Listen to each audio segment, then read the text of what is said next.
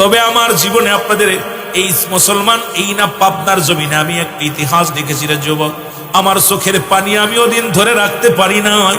দেখি রে মুসলমান এক সুন্দরী মহিলা, একটা মুসলমান একদম পঙ্গু একটা স্বামী, পা দুটা শুকায় একদম কঙ্কাল হয়ে গেছে।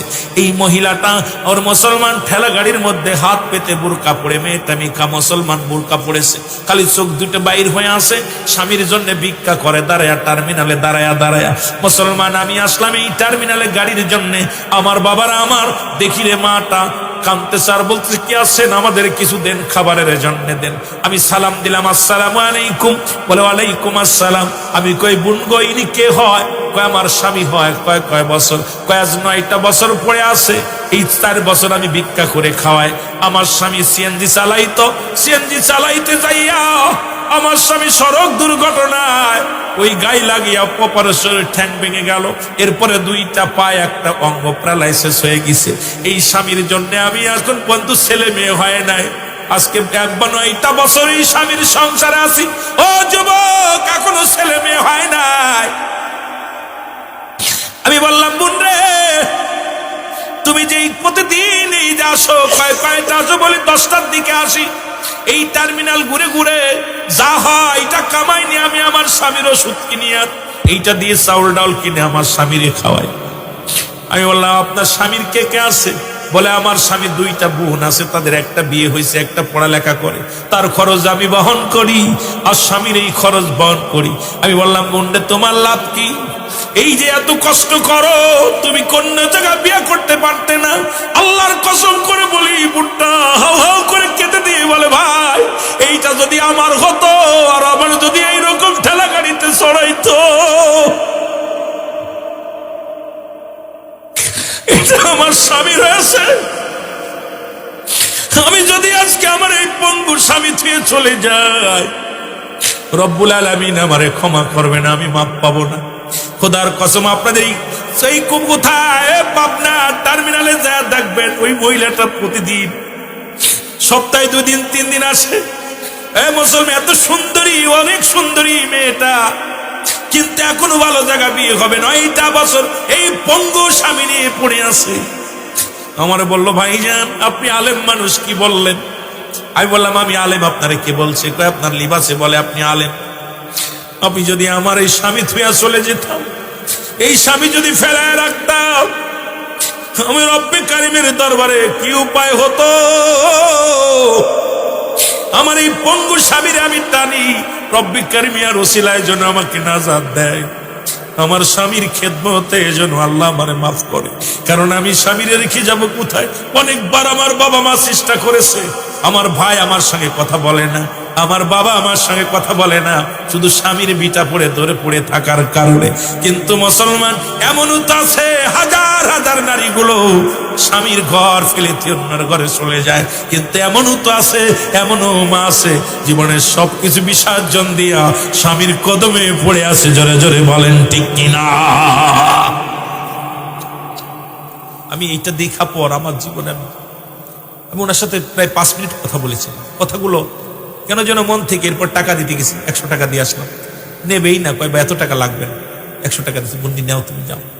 তা আমি আশ্চর্য হয়ে গেলাম যে একটা ইয়ং বয়স, যে কোনো মুহূর্তে যে কোনো ছেলে তার বিয়ে করবে, কিন্তু সব ফেলে তুই একটা পঙ্গু স্বামীকে নিয়ে ঢাকা শহরে গেলে দেখবেন অসংখ্য স্বামীরে বিশেষ সঙ্গে বেঁধে নিয়ে, স্বামীরে গাড়ির সাথে বেঁধে নিয়ে টানতেছে, ঠেলা গাড়ি চলতেছে। আমি আশ্চর্য হয়ে যেগুলো দেখে, এগুলো এরাও হলো স্বামী আর আমাদেরও মেয়ে। আর আমাদের স্বামী 1 মাস বিদেশে গেলে পরের মাসে এসে মা স্বামীর স্ত্রীর পায় না। এরে মা, ও মা, তোর আল্লাহর দরবারে কি জবাব দিব? জবাব দেওয়ার মতো।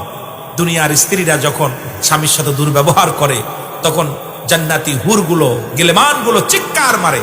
হুরগুলো বলে, দুনিয়ার মেয়েরা ওকে কষ্ট দিস না, কষ্ট দিস না, কষ্ট দিস না, কারণ আমরা ওদের জন্য অপেক্ষা আছি। একটা পুরুষের জন্য 70টা করে হুর, একটা মেয়ের জন্য 70টা করে গেলেমান রব্বে কারিম জান্নাতের ভিতরে রাখছে।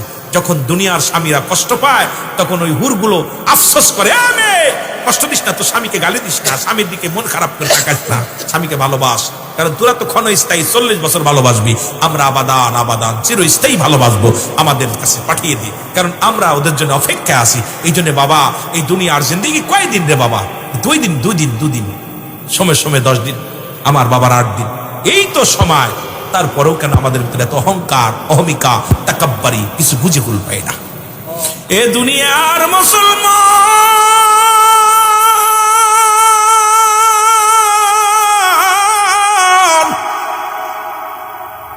হযরত আইয়ুব আলাইহিস সালামকে পরীক্ষায় হাজার হয়ে গেল গো, পরীক্ষায় ফেল করাতে পারে না। উনার জবানের মধ্যে আল্লাহ, অন্তরের মধ্যে আল্লাহ, হৃদয়ের মধ্যে আল্লাহ, গোস্তের মধ্যে আল্লাহ, রক্তের মধ্যে আল্লাহ, চামড়ার মধ্যে আল্লাহ, পশমের মধ্যে আল্লাহ, ওরে মুসলমান চোখের মধ্যে আল্লাহ, পায়ের মধ্যে আল্লাহ, সব জায়গা আল্লাহ আল্লাহ আল্লাহ আল্লাহ আল্লাহ। ওর অন্তরের ভিতরে ধরপর করে আর বলে আল্লাহ আল্লাহ আল্লাহ। হঠাৎ করে আইয়ুব আলাইহিস সালাম, মুসলমান শুনে নাও, রাস্তা দিয়ে যাইতেছিল, উচুট খাইলেন মুসলমান, উচুট খাইয়া পায়ের মধ্যে একটা ঠুসকা পড়লেন। বা মুসলমান শোনো, এই ফুসকা থেকে আইয়ুব আলাইহিস সালামের গায়ের মধ্যে বিশাল পছন ধরা শুরু হলো, বিশাল পছন ধরা শুরু হলো গো। আইয়ুব আলাইহিস সালামের 4 জন বিবি, 3 জন তার থেকে সরে চলে গেল, 3 জন বিবি বিপদের সময় চলে গেল। একজন বিবি শুধু ছিল, ওই আদর্শবান নারী, যিনি মুসলমান, ওই গুণবতী রূপবতী, যিনি ছিল রব্বে কারিমের গোলাম। এই পৃথিবীর মধ্যে স্বামীর এই কষ্টের দিনের মুসলমান, নামটা হলো রহিমা বিবি। জোরে জোরে চিল্লায়া বলা যাবে না মারহাবা।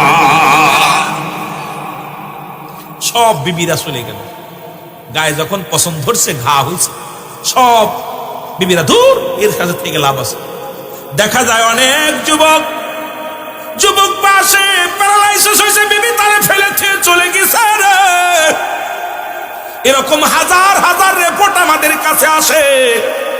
মাহফিলে কয়, হুজুর আমি ওই না সিএনজি অ্যাক্সিডেন্ট করার পর আমার বিবি চলে গেছে 2টা বাচ্চা থুয়ে। কেউ বলে হুজুর টাইফয়েড জ্বর হয়েছিল, বউ থুয়ে ব্যাগে গেছে। কেউ কয় হুজুর জন্ডিস হয়েছিল, বউ থুয়ে চলে গেছে। কেউ কয় হুজুর কিডনির সমস্যা, বউ থুয়ে চলে গেছে। বন্ধুগণ আমার, আইয়ুব আলাইহিস সালামের 3 জন বিবি সরে গেল গো, তারা তাকে ফেলে থুয়ে চলে গেল। কিন্তু একজন বিবি, মা রহিমা, বলে স্বামী রে, আমি আমার জীবন দিয়ে আপনাকে চিকিৎসা করব, আপনার কদমের মধ্যে আমার জায়গা করে দেন, আমাকে আপনি দূরে ফেলে দিবেন না, আমি আপনার কদমের মধ্যে থাকবো। রহিমা কষ্ট করে থাকলেন। বন্ধু বান্ধব সব দুর্গন্ধের কারণে সবাই চলে গেল। এমন একদিন মুসলমান, শুনে নাও, রক্ষীরা আসলেন, আইয়ুব আলাইহিস সালামকে বাঁধলেন, বান্ধিয়া নিয়া এলাকার মধ্যে ফেলে আসবে, মহল্লার মধ্যে ঘোরা শুরু করলো। 1টা 2টি করে 5-7টা মুসলমান কয়েকটা গ্রামে তাকে রাখার জন্য গেলেন। কোন গ্রামবাসী তাকে জায়গা দিল না। বলে খবরদার খবরদার, এই কুষ্টি রোগী, পচা রোগীরা আমাদের মধ্যে রাখবা না। দেহরক্ষীরা কি করবে? সর্বশেষে আইয়ুব আলাইহিস সালামকে একটা রাস্তার কিনারে ফেলে থুয়ে চলে আসলেন। তার সবাই চলে গেল। রাজ দরবারে যে কিন সুখের দিনে সবাই থাকে, দুঃখের দিনে কেউ থাকে না। এই দুঃখের সমাজে থাকবে, সেই হলো প্রকৃত বন্ধু। দুঃখের সমাজে পাবেন, সেই হলো আপনার প্রকৃত বন্ধু। বিপদে পড়লে বুঝতে পারবেন কে আপনার আপনজন। এই দুনিয়ার মধ্যে সব চাইতে আপনজন আপনার মা, আপনজন আপনার বাবা। এই পৃথিবীর মধ্যে বউ আপনার আপন না, মা মুসলমান, ছেলে মেয়ে আপনার আপন না। ওই ছেলে নাকে রুমাল দিয়া থাকবে রে, ওই ছেলে আপনার মেয়ে নাকে রুমাল দিয়ে আপনার মহিলা দেখবে। কিন্তু আপনার মা যদি বেঁচে থাকে, বাবা যদি বেঁচে থাকে, ওই মা জননী আপনার মহিলা হাত দিয়ে পরিষ্কার করবে। জোরে বলেন ঠিক কিনা? বন্ধুগণ আমার, আইয়ুব আলাইহিস সালামকে রেখে যখন চলে গেল মা রহিমা, ওই বাগান থেকে কিছু কাঠ কুটে নিয়ে একটা ঘর বানাইলেন, একটা তাঁবু টানাইলেন। এর মধ্যে স্বামীর সেবা যত্ন করতে লাগলেন। আইয়ুব আলাইহিস সালাম, রহিমা রে, তুমি এত কষ্ট করে জীবন যাপন করো, তুমিও চলে যাও, আমার বনের পশু পাখিটি খেয়ে ফেলো, তুমি চলে যাও। কয় না রে স্বামী না, কারণ আমার জীবনের বিনিময় আপনাকে আমি ভালোবাসি, আপনার এই দুঃখের সময় আমি রহিমা চলে যেতে পারি না, আপনি আমার স্বামী। ও মুসলমান শুনে নাও, সারাদিন বলি রহিমা বাড়িতে বাড়িতে কাজ করে গো, এই বন্যা কান্দের মারা শুনিস রে, এরপরও যদি স্বামীর খেদমত না করিস, আমি মনে করি তোদের কপাল মন্দ, কোথায় পাবো খানা। কষ্ট করে চলে গেলেন এক ইহুদির বাড়িতে, যা বলে ইহুদির বাড়িতে যায় ইহুদির মহিলাকে ডাক দে, বলে বোন রে আমাকে একটা কাজ দাও, আমার ঘরে অসুস্থ স্বামী, আমার ঘরের অসুস্থ স্বামী, তারে খাবার দিতে হবে, তার ওষুধ কিনতে হবে, আমাকে একটা কাজ দাও। মেয়েটা বলে কোনো কাজ আমি দিব না, তুমি দূর হয়ে যাও, তোমাকে কোনো কাজ, আমার বাড়িতে কোনো কাজ লাগবে না, তুমি যাও যাও। অনেক অনুনয় বিনয় করে চিন্তা করে বাড়িতে ফিরে গেলে আর আমি কোথাও কাজ পাবো না। মাস্টার ইবলিসের ছলনায় পড়ে গেল। এবার মহিলা ডাকতে কয় রহিমা কাজ আমি দিতে পারি রে, বিনিময় তোমার এত সুন্দর চুল, মাথা আর চুল দেখে বড় মহিলাদের হিংসা হয়, কারণ এক মহিলা আর এক মহিলার ভালো দেখতে পারে না। মহিলাদের মধ্যে 3টা গুণ, নাম্বার 1 হলো তারা কঠোর এবং তারা হলো ত্যাগ। ও মুসলমান শুনে নাও, 2 নাম্বার হলো তাদের দলের মধ্যে মায়া। যেমন দেখবেন মুসলমান মহিলাদের দিলে এত মায়া, একবারের জায়গা 2বার যদি কোনো মেয়েরে লাভ লিটার দেওয়া যায়, চিন্তা করে যেহেতু 1বার 2বার 3বার এবার আর মিস করবো না। মুসলমান দেখবেন একজনের চোখের পানি দেখে সব করে চোখে পানি এসে যায়।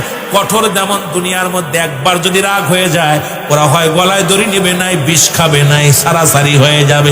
আর একটা হলো মুসলমান ত্যাগ। এই দুনিয়ায় মা বাবা কত কষ্ট করে লালন পালন করলো, যখনই স্বামীর সংসার স্বামীর হাত ধরে গেল, ভাই বাতি সবাই রে পর বানায়া, তোমারে আপন বানায়া দুনিয়ার জীবন শুরু করলো। জোরে বলেন ঠিক কিনা? মেয়েদের ভিতরে 3টা গুণ, নাম্বার 1 কঠোর, ত্যাগ আর মায়া।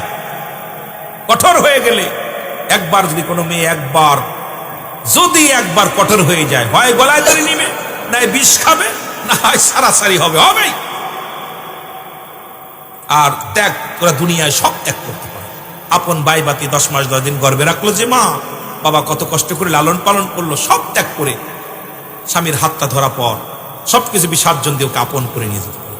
আবার বাবার আমার আর একটা হলো মায়া। দেখবেন মেয়েদের দিলে খুব মায়া। আমার মাদের মনে আপনি একটু সামনে চোখের পানি ফেলার আগে একজনের কষ্ট দেখে ওদের চোখে পানি এসে যায়। জোরে বলেন ঠিক কিনা? আমার বন্ধুগণ, আমার গভীর মনোযোগ,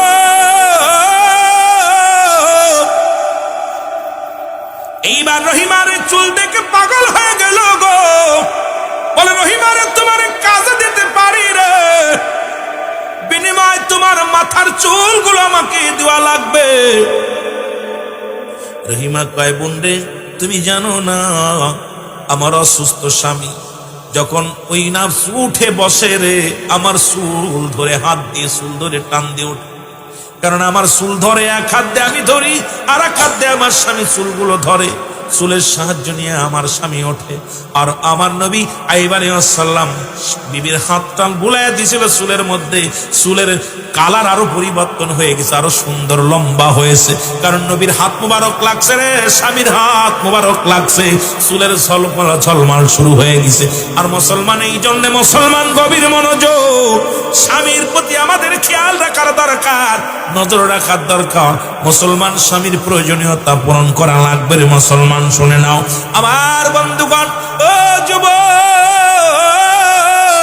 রহিমা কয় বোন রে তোমার কাছে ক্ষমা চাই, আমার চুলগুলো যদি দিয়া দিই রে, আমার স্বামীর আমি সাহায্য করতে পারবো না, সুতরাং আমি চুলগুলো দিতে পারবো না, আমাকে একটা কাজ দাও, অসুস্থ স্বামী, আমার ওষুধ কিনতে হবে, আমার খাবার দিতে হবে। বলে তাহলে তুমি অর্ধেক গুলো চুল দিয়ে দাও। রহিমা বিবি কি করলেন, কোনো উপায় না পাইয়া তার নিজের অর্ধেক চুলগুলো দিয়ে দিলেন মহিলাটাকে, দিয়ে বিনিময় খাবার নিয়ে ফিরে চলে আসে। মাস্টার ইবলিস এটা দেখে ফেলেছে, চিন্তা করে বেজাল একটা বাদায় দিব। মাস্টার ইবলিস দরবেশের সুরত তৈরি আছে, সালাম দা, সালাম আলাইকুম নবী আইয়ুব, আরে তুমি একজন নবী, ইমানের বড়াই করো গো, এত ইমানের বড়াই কর, রব্বে কারিমের প্রতি তাওয়াক্কুল রাখো গো। তুমি কি জানো তোমার বিবি একটা অসতী নারী, আরে আজকেও তিনি চুরি করে ধরা পড়েছিল, তোমাকে চুরি করে এনে খাওয়ায়, মানুষের সঙ্গে অন্যায় ব্যভিচার করে খাওয়ায়। আজকে ধরা পড়ার কারণে তার মাথার চুলগুলো কেটে নিয়েছে। আইয়ুব আলাইহিস সালামের কাছে বলে থুইয়া মাস্টার ইবলিস রওনা হয়ে গেল। আইয়ুব আলাইহিস সালাম চোখের পানি ছেড়ে কান্দে, প্রভু তুমি আমাকে হারাম খাওয়াইতেছো, তুমি আমার নিয়ে যাও, তবু আমারে হারাম খায়ও না। রহিমা বিবি চলে আসলেন বাড়ি, এসে সালাম দার, সালাম আলাইকুম স্বামী। উত্তর দিয়া স্বামী মুখটা মলিন হয়ে বসে আছে। রহিমা বিবি ডাক দিয়ে কয়, স্বামী রে আপনি কেন রাগান্বিত, আমার দিকে তাকান না কেন? বলে, বিবি রে আমি যদি ভালো হই, আল্লাহ যদি আমারে ভালো করে, আমি 100 ডুরা তোমার গায়ের মধ্যে মারব। জোরে জোরে চিল্লায় বলা যাবে না মারহাবা, আর জোরে জোরে চিল্লায় বলা যাবে না আল্লাহ। বিবি কয়, স্বামী আপনি 100 ডুরা মারবেন কারণ? বিবি তুমি আমাকে হারাম খাও। ও বিবি, আমার এই অসুস্থতা সরলতা নিয়ে তুমি আমারে এইরকম অন্যায় পথে হারাম খাওয়াইতেছ, তুমি কি করছো বিবি? আহা। রহিমা বিবি ডাক দিয়ে কয়, স্বামী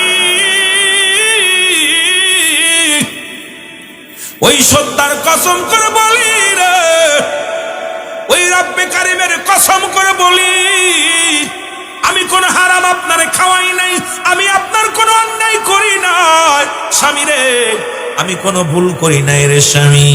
তারপরও আপনি আমারে কসম করলেন, প্রতিজ্ঞা করলেন, আপনি যে শাস্তি দিবেন আমি মেনে নিলাম, আমি মাথা নত করে মেনে নিলাম রে স্বামী। ও মুসলমান শুনে নাও, এমন সময় মুসলমান বিবি রহিমা অপরাধী হইয়া রে চোখের পানি ছেড়ে ছেড়ে কান্দে। স্বামীর জন্য আল্লাহ এত কিছু করলাম, স্বামীর জন্য সেই স্বামী আমাকে ভুল বুঝলো, কিয়ামতের ময়দানে আমি তোমার দরবারে কি জবাব দিব রে আল্লাহ। এই রহিমা কাঁদতে কাঁদতে রাস্তা দিয়ে কাঁদতে কাঁদতে যায়। দরবেশ চিন্তা করে, এইবার শয়তান চিন্তা করে ভেজাল একটা আর একটা বাধায় দেওয়া যাবে। ডাকতে বলে, রহিমা রে তুমি কেন কান্দো? আর রহিমা তুমি কেন কান্দো? রহিমা কয়, কে গো দরবেশ সাহেব শোনো গো, রব্বুল আলামিন আমার স্বামীকে রোগ দিয়েছে, আমার স্বামীর গায়ের মধ্যে পোকা মাকড়, আমার স্বামীর গায়ের মধ্যে পছন্দ ধরেছে, আমার স্বামীর গায়ের মধ্যে অসংখ্য পোক লেগে আছে। আমার মুসলমান শুনে নাও, যুবক শোনো, আমার বন্ধুগণ শুনে নাও, শুনে নাও, এদিকে এই স্বামীরে আমি চিকিৎসা করব, কোথায় কি করলে আমার স্বামীর গায়ের রোগ ভালো হবে? এইবার দরবেশ কয়, রহিমারে আমার কাছে ওষুধ আছে, আগামী কাল বা আমারে নিয়ে যাও তোমার স্বামীর কাছে, আমি এমন ওষুধ দিব তোমার স্বামীর রোগ চিরতরে ভালো হয়ে যাবে। জোরে জোরে চিল্লায় বলা যাবে না আল্লাহু আকবার।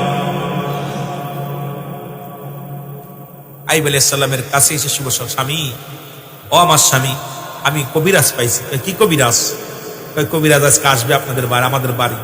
হঠাৎ করে আইয়ুব আলাইহিস সালাম বসে আছে, হঠাৎ করে একটা 2-4টা কিটি পোকা গা থেকে সরে পড়ে গেছে। পড়ে যাওয়ার পর আইয়ুব আলাইহিস সালাম বলে, বিবি আমার এই পোক 2টা তুইলা দাও আবার গায়ে, কারণ আমার গায়ে গোস্ত আছে, ওরা খাক, ওদের খাতি দাও, পড়ে গেছে।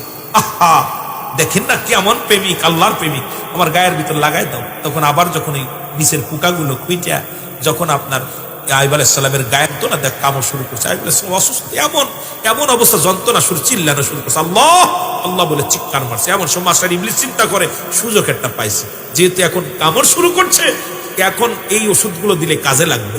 মাস্টার ইবলিস একদম দরবেশের সুরত দইরা আয়া সালাম, আসসালামু আলাইকুম হুজুর। ওয়ালাইকুম আসসালাম। হুজুর আপনি অনেক দিন ধরে ভুগতেছেন, আমি আমার আল্লাহ পাঠাইছে, আমি আল্লাহর কুদরতে এক পাগল, আপনার কাছে আইছি, আপনার রোগ সারার জন্য আমি কিছু ওষুধ নিয়ে আইছি, আল্লাহর তরফ থেকে আইছি, আপনি কি আমার বিশ্বাস করেন? বিশ্বাস করেন? তো যখন কাছে বইছে এই মাস্টার ইবলিসের গা থেকে দুর্গন্ধ আসতেছে। আইয়ুব আলাইহিস সালাম বুঝতে পারছে, কিরে এইটা তো মানুষ হইলে, দরবেশ হইলে এমনি গন্ধ হইতো না, এটা শয়তানের গন্ধ হইতেছে। অমনি সঙ্গে সঙ্গে আইয়ুব আলাইহিস সালাম কয়, লা হাওলা ওয়ালা কুওয়াতা ইল্লা বিল্লাহ। জোরে বলেন না মারহাবা। শয়তান ইবলিস মারছে দৌড়, কয় কাম সারছে রে, কথা বুঝেন। আল্লাহ তুমি আমার বাঁচাইছো, শয়তান আমার ধোঁকা দিতে গেছিল, বিপদে পড়ে গেছি, আল্লাহ এখন বিপদে বললাম। আল্লাহু আকবার। শয়তান কয় মরছি, কোন বিপদ? যেই কইছে লা হাওলা ওয়ালা কুওয়াতা ইল্লা বিল্লাহ, সঙ্গে সঙ্গে দোষ শুরু করছে। আমার বাজারেরা এইবার চিন্তা করে নবীর কাছে যা যাইতো না, ও তো আমার ধরে ফেলতো। যে সুরতেই যাই এমন দরবেশ সাজলাম, এত বুজুর্গ সাজলাম, এটাও ধরে ফেলছে। কোন সুরতে গেলে এখন কোন সুরতে কাজ হইতো না ওনার কাছে, কিতা করতাম? এখন রহিমার মাধ্যমে কাজ করতে হইব। রহিমা যাইতেছিল, মুসলমান শোনে না গো, রহিমারে ডাক দেখো,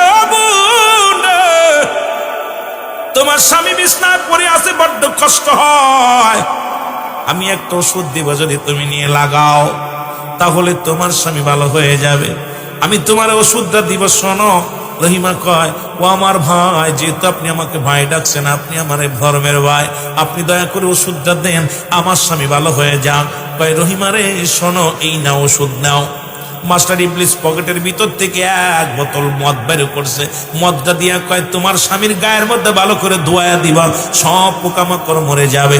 আর এবার আর এক পকেট থেকে শুয়োর একটা বের করছে, মুসলমান খিঞ্জির, এই খিঞ্জিরটা চার পে জানোয়ারটা বাইর করে কয়, এটা বাড়ি নিয়ে জবাই করবা, যেন নবী দেখতে না পারে, আলাইহিসসালাম দেখতে যেন না পারে, এইটারে ভালো করে জবাই করিয়া ভালো করে রান্না করবা, ভর্তা করিয়া ভালো করে রান্না করিয়া তোমার স্বামীরে খাওয়ায় দিবা, দেখবে সঙ্গে সঙ্গে তোমার স্বামীর সব রোগ ভালো হইয়া গেছে। রহিমা তো আর বুঝতে পারে নাই স্বামীর জন্য। সব মেয়েরাই স্বামী যদি অসুস্থ থাকে রে ভাই, কত যে কষ্ট করে, চোখের পানি ফেলে, আমরা তো বুঝি না। মেয়েদের কাছে জিগাইবেন, স্বামী যখন অসুস্থ হয়ে যায় মেয়েরা পাগল হয়ে যায়। স্বামী তার সম্পূর্ণ অমূল্য সম্পদ। যারা আদর্শবান নারী, সব নারীর কাছে না, আর যারা অসৎ নারী, পুরা আমাদের সরলতা পায়, চিন্তা করে পাইছি পড়া পড়া, তুই ঘরে ফিরে থাক। এইবার আমি মার্কেটে গেলাম, যেরকম ঠিক কিনা। গতকালকে দেখলাম আমাদের ফরিদপুর জেলায়, ফরিদপুর আবাসিক হোটেল থেকে 27 জন নারীদের 27 জন স্বামী আছে, সব বিদেশি। তাদের কাছে যে এত সব সুন্দরী নারী, সব আমি আশ্চর্য হয়ে গেলাম। আমারে মেহেদি বলতেছে, ভাই দেখছেন অবস্থা, আবাসিক হোটেল থেকে 27 জন নারী ধরছে, 27 জনই বিদেশির বউ। তা বলছে, আপনারা কয় টাকা পয়সাও কামাইতেছি, স্বামীর সোয়াগটাও পাইতেছি, অনেকদিন 4 বছর স্বামী নাই, 2 বছর স্বামী নাই, কি করবো? বাপের বাড়ি বেড়ানোর নাম নিয়ে আইসি, ভাইয়ের বাড়ি বেড়ানোর নাম নিয়ে আইসি। আহা, চিন্তা করেন তাদের কত নিম্ন কাতারে মানুষের রুচি চলে গেছে। এই মানুষগুলো যদি একবার চিন্তা করতো, ওই স্বামী তো আমার সুখের জন্য, আমার মুখে হাসি ফুটানোর জন্য আমার স্বামী বিদেশে পড়ে আছে, আইরে কষ্ট, বিদেশে গেছেন, আমরা যায়া দেখছি কি অবস্থা। আহা, আমার বাংলাদেশের বাইরাতে কি কষ্ট করে, আমার বাজানরা সৌদি যান, দেখবেন না সৌদি যে কত কষ্ট করে 50-20 তলা 30 তলার উপরে কেমনে ঝুলা ঝুলা কাজ করতেছে, পাম গাছ কাটতেছে, কত কষ্ট করে মাঠে কাজ করে। এইদের দেখলে পারে আপনি জীবনে আপনার স্বামীর একটা টাকা নষ্ট করতেন না। এদের এই কষ্টের টাকা, ওরা যদি মনে করেন যে ওরা কি কষ্ট করে, বিদেশে যায় কুকুর পালে, বিদেশে যায় ছাগল পালে, বিদেশে যায় তাদের মাঠে কাজ করে, বিদেশে যায় এত কষ্ট দেয়, এই কষ্টের কথা যদি আপনি দেখতেন আমার মা বোনেরা, খোদার কসম স্বামীর একটা টাকা অপচয় করতে না। এই কষ্টের কথা গ্রামের দেশে থাকি তো আমরা বুঝি না। স্বামীরা তো কয় আমি বিদেশে আছি, খুব আরামে আছে, অফিসে আছে, কারণ ওটা আপনার মুখে বলে, কারণ আপনি যাতে কষ্ট না পান, যাতে আপনি কষ্ট না পান, এই জন্য আপনারে বলে যে খুব আরামে আছে, খুব ভালো আছে। কিন্তু ওদের ঘাম, বিদেশির একটা টাকা আপনাকে দিবে, এত কষ্ট দিবে, তারা 70 টাকার ব্যবস্থা না করে 1 টাকা দিবে না। ওই 1 টাকা দিয়ে আপনার 100 টাকা ইনকাম করে তো 1 টাকা দিবে আপনার। সুতরাং এত কষ্ট করে আমার বাবারা, কিন্তু আমরা তো মারা বুঝি না। স্বামী বিদেশে আসি, কুচায় শাড়ি পরি, লিপস্টিক পাল্টা মাখায়, বিকেল হলে টাউন দড়ি, কিন্তু একবার কি চিন্তা করছেন এই টাকাটা আসলো কই আমার স্বামীর কষ্টের উপার্জন? আহা, এটা আমানত, আমি খেয়ানত করতেছি, রব্বে কারীম আমাকে ধরবে, তখন আমি কি জবাব দিব? জবাব দিতে পারবো না। জোরে বলো আল্লাহু আকবার।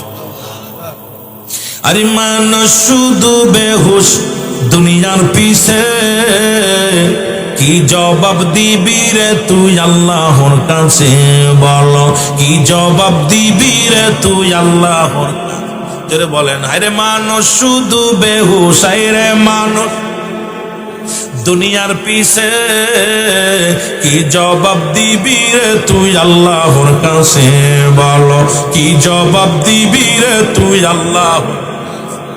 সময় কিন্তু বেশি নাই, নিঃশ্বাসে তো বিশ্বাস নাই, কখন জন যাইবি ওই অন্ধকারে, হায় হায় কখন যাবি হায় রে অন্ধকারে। কি জবাব দিবি রে তুই আল্লাহর কাছে বলো, কি জবাব দিবি রে তুই আল্লাহ। আরে মানুষ শুধু বেহুশ, আরে মানুষ শুধু বেহুশ দুনিয়ার পিছে। কি জবাব দিবি রে তুই আল্লাহর কাছে বলেন, কি জবাব দিবি রে তুই আল্লাহ। জবাব দিতে পারবে? সম্ভব না। সুন্দর নারী বালা খানা, ওরে গাড়ি আর গয়না দয়না সবকিছু পাইয়াই আসি, সব কাছে পাইয়াই আজি রইলি তাই ভুলে। আর সবকিছু পাইয়াই আজি রইলি তাই ভুলে। কি জবাব দিবি রে তুই আল্লাহর কাছে, হায় হায় কি জবাব দিবি রে তুই আল্লাহ। এ দুনিয়ার মুসলমান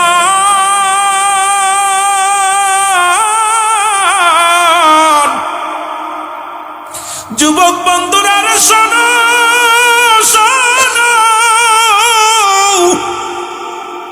রহিমা বিবি মদের বোতল নিয়ে রে খিঞ্জিরটারে নিয়ে বাড়ি আসছে। সুন্দর করে জবাই করে, খিঞ্জিরটারে জবাই করে সুন্দর করে গোস্তগুলো ভুনিয়ে রান্না করে নিয়ে স্বামীর পাতের মধ্যে দিয়া প্লেটের মধ্যে নিয়ে রাখছে স্বামী।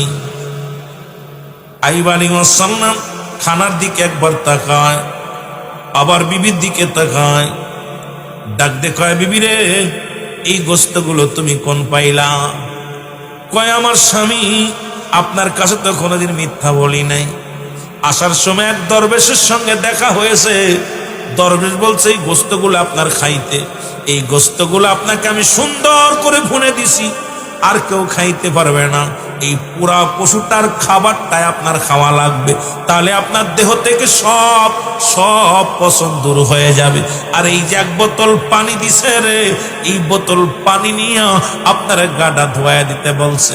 ওরে সঙ্গে সঙ্গে আইয়ুব আলাইহিস সালাম চক্ষু দুটা বন্ধ করে বলে, রব্বি কারীম, তুমি যত পরীক্ষা দিয়েছো সব পরীক্ষা আমি পাস করেছি, এখন আমি কি বিপদের মধ্যে আছি আল্লাহ। এই ওষুধেই তো গোস্তের ভিতরে আমি যেন কেমনে ঘিরান পাই। ও মুসলমান শুনে নাও, আমতা আমতা করতে লাগলো গোস্ত দিকে। আইয়ুব আলাইহিস সালাম তাকাতর দিকে। এমন সময় মাস্টার ইবলিস চিন্তা করে, আরে এই লোকটারে তো খাওয়ানো সম্ভব নয়। এবার প্রতিবেশী বন্ধু এক সুরত দইরা, আইয়ুব আলাইহিস সালামের এক বন্ধু সুরত দইরা আইছে। সালাম দা, আসসালামু আলাইকুম বন্ধু। বন্ধু কি খবর? কয়, আসলাম তো আপনার বাড়ি বেড়াইতে এলাম, আপনার দুর্দশার অবস্থায় খবর শুনলাম, সব সই লাগেছে। আমি আপনার কথা শুই না, আমিও তো বাইরে ছিলাম, আসতে পারি না, আসলাম। তো বসেন, তা বন্ধু খেয়ে নেন, আপনি অসুস্থ মানুষ, খেয়ে নেন। আইয়ুব আলাইহিস সালামের বুঝতে বাকি নাই, কিরে বন্ধুরা ওই আমার বন্ধু দোস্ত দোস্ত কইতেছে, এইটা কোন কালের দোস্ত? কথাই দেননি, সবাই তো বাইকে গেছে আমার প্রিয়া, এই দেবার কবের বস্তু। তাকায় থেকে চিৎকার মেরে ডাক দে বলে, রব্বি কারীম,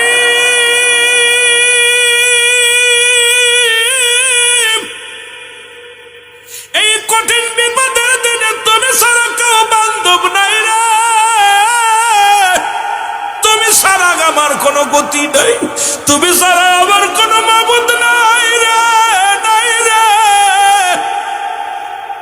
বিবি আনছে আমার জন্য ওষুধ, বিবি আনছে আমার জন্য খাবার, এই খাবার আমি খাবো কি খাবো না, এই ওষুধ আমি ব্যবহার করব কি করব না, তুমি বলে দাও। এদিকে যদি না খায় বিবি কষ্ট পাবে, যদি ওই মালিক যদি গায়ে না লাগায় বিবি কষ্ট পাবে। বিবি তো অনেক কষ্ট করে আমারে খিলায়। এরে মুসলমান, জিবরিল আমিন এসে বলে, নবী গো, খাবারের আগে আপনার ওষুধটা আগে গায়ে লাগানোর বোতলটা খোলেন, বোতলটা খুলেন। জিবরিল আমিন এক, হুজুর খবরদার খানাটা খায়েন না, যেহেতু আপনার বিবি আনছে, বিবির প্রতি অবিশ্বাসও করা যাচ্ছে না, বিবি তো আপনাকে ভালোবাসে, বিবি তো আপনার মঙ্গলের জন্য আসছে, আপনি বোতলটা চাই নেন বিবির কাছ থেকে। আইয়ুব আলাইহিস সালাম বিবির ডাকতে বলে, বিবি মালিশের তেলটা দাও, যেটা লাগাইবো। অনেক কষ্ট করে মুটকির যখন খুলছে, সঙ্গে সঙ্গে মদের গন্ধ বাইরে গেছে, সঙ্গে সঙ্গে ফেলে দিয়ে কয় লা হাওলা ওয়ালা কুওয়াতা ইল্লা বিল্লাহ, আউযু বিল্লাহি মিনাশ শাইতানির রাজিম। বন্দুক পিছনতে মারছে, কি রে দোস্ত দৌড়, আহারে সেই বাল্য বন্ধু দৌড়াইছে। বিবি তুমি আমার সর্বনাশ করতেছিলে, বলো তুমি সত্যি করে বলো কিসের দোষ? বলে স্বামী আপনার কাছে লুকাইছিলাম, এক দরবেশের লগে দেখা হইল। যেই কইছে দরবেশ, আইবের আর বুঝতে বাকি নেই, এই দরবেশ তো আমার বারবার ধোঁকা দেওয়ার জন্য এসেছে। এক খুব বুজুর্গ মানুষ, খুব বুজুর্গ, দাড়িগুলো পাইকা গেছে, লাঠি বর্দে যাইতেছিল। আমার কষ্টের কথা হই না, ওনার থেকে ওষুধ দিচ্ছে। ওষুধটা কি কও? ওষুধটা চায়ের পেয়ে জানোয়ার। আরে বিবি তুমি আমার সর্বনাশ করতেছ। সঙ্গে সঙ্গে গোশটা ফেলে দিলেন, মদের বোতল ছুঁড়ে মারলেন। এরা মুসলমান। এইবার শয়তান ইবলিস কয় রব্বে কারীম, আমি আইবের কাছে পরাজয় মেনেছি, কারণ আমি আইবে অনেকবার ধোঁকা দিতে গিয়েছি, একবারও পারি নাই। আমি কান ধরে বলতেছি আমি আর তোমার নবীর সীমানার মধ্যে নাই। এমন দাবড় দিছে, এইবার যদি আবার যায় এবার আমারে শেষ করে দিবে পিঠে। আরে আল্লাহ আমারে বাঁচাও, আমি হার মানছি, আর জীবনেও কোনোদিন তোমার নবীর আশপাশে গিয়ে আল্লাহ গো, দুইবার যে দাবড় খাইছি, এইবার যদি দাবড় দিত সর্বনাশ। আমার মনে পড়ে গেল আদম নবী দোয়া করেছিল, আমার সাথে পড়ে রব্বানা জালামনা আনফুসানা ওয়া ইল্লাম তাগফির লানা ওয়া তারহামনা লানাকুনান্না মিনাল খাসিরিন।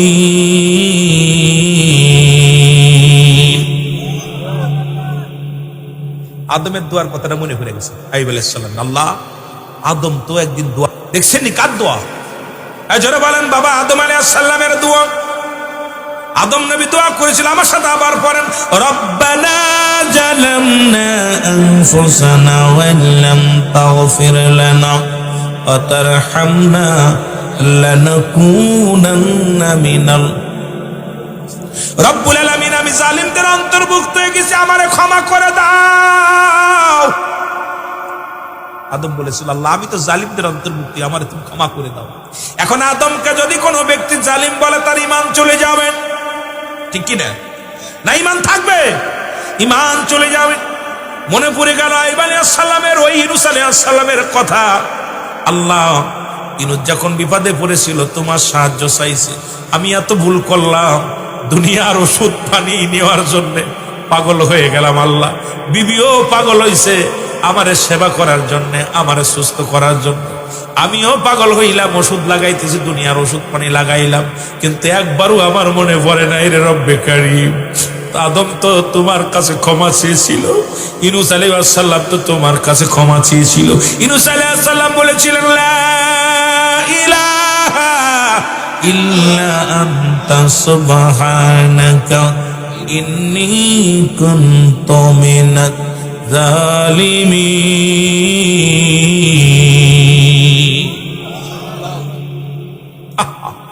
আইয়ুব আলাইহিস সালামের মনে পড়ে গেছে, আল্লাহ আমি তো বড্ড ভুল করে ফেলেছি।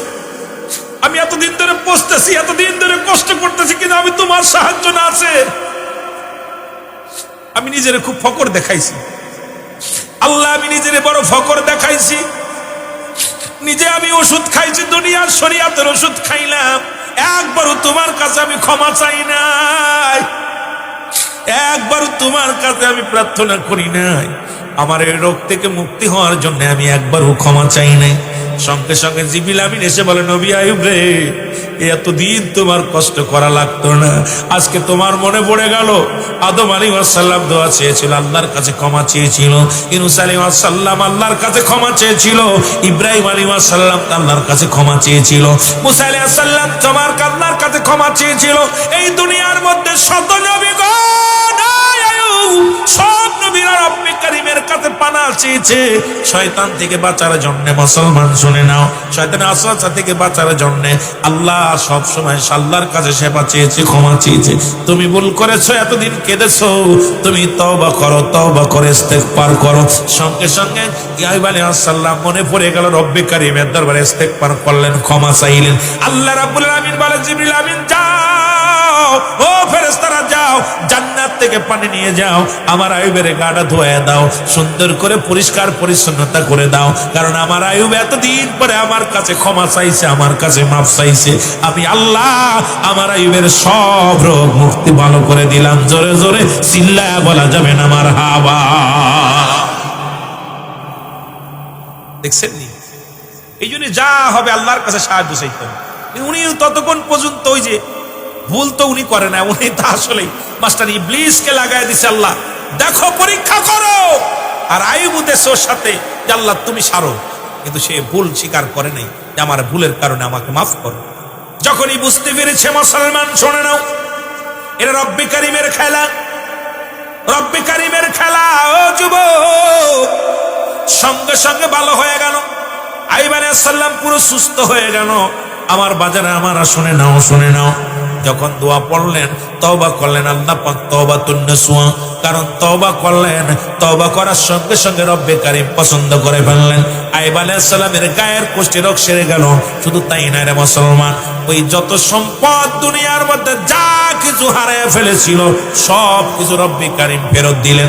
ওই যে বাজান 10 জন সন্তান ছিল, ওরা সাফা করে মারা ছিল, এটাও রব্বে কারীম। আইয়ুব আলাইহিস সালাম যখন আল্লাহর দরবারে ক্ষমা চাইলেন, রব্বে কারীম তাদেরও ফিরে দিলেন। জোরে জোরে বলেন মারহাবা। আর একটু জোরে বলো।